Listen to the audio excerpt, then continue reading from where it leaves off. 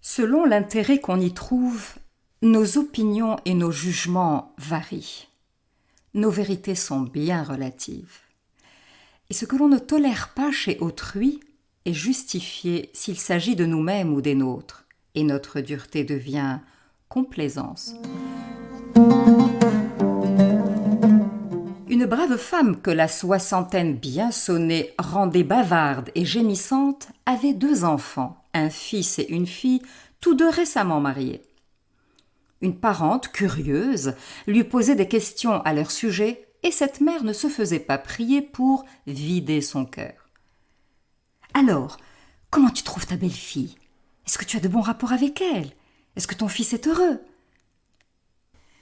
La mère répond avec colère. « Mon pauvre fils est bien mal marié et sa diablesse d'épouse le tourne en bourrique. »« Ah ?» demande l'autre, tout excité. « Et pourquoi ? Raconte !» Pourquoi ? Parce que du matin au soir, le malheureux est l'esclave de madame. Figure-toi que dès le réveil, il apporte à cette paresseuse le petit déjeuner au lit.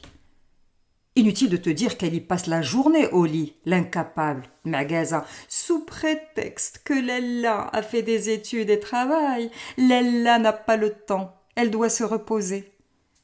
Et ce n'est pas fini, c'est lui qui fait le marché. Et c'est encore lui, 1 fois sur 2, qui prépare les repas. Il fait même la vaisselle, tu peux le croire. C'est des frajos, ça fait. Je pleure chaque fois que j'y pense. Elle joue de lui, comme elle veut. Et si je m'avise à faire une remarque, elle est capable de m'avaler avec lui. C'est une ogresse, roulant. Mais tu crois que mon fils se plaint ou se révolte ? Rien, il a l'air content. Que Dieu me pardonne, je jurerai qu'il est ensorcelé. Je t'assure que tout son salaire va dans les cadeaux qu'il lui fait. On croirait qu'elle est sa maîtresse, pas son épouse. Elle le ruine en cadeaux, des robes, des bijoux. Ah là là, laisse-moi silencieuse, ma chérie. Khalini sakta. Non, il ne le mérite pas. C'est un si gentil garçon, Mohamed Sel. Mais j'espère au moins que ta fille, elle a fait un bon mariage. Ah, ma fille, alhamdoulilah, sa chance, c'est ce qui refroidit un peu ma peine. Et je rends grâce à Dieu chaque jour pour ce bon mariage. Quel gentil mari, vraiment, je n'ai rien à dire. Très amoureux, prévenant, plein d'attention. Tu vois par exemple, quand il fait un gros marché, il ne va pas comme d'autres poser les paniers et partir. Non, il range les provisions, il nettoie.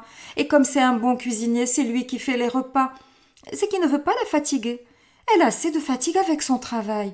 De toute façon, elle a horreur de cuisiner. Et puis elle n'a pas fait de longues études pour se retrouver à faire la bonne, non ? Mais son mari est adorable. Il l'aide pour tout. C'est bien simple. Même le petit déjeuner, il le lui amène au lit.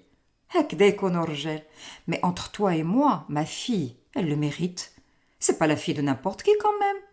Et lui, il le sait combien elle a de valeur et il la couvre de cadeaux. Tu sais les cadeaux que les femmes aiment bien, les robes, les bijoux. Que Dieu le bénisse et bénisse la mère qu'il a élevée.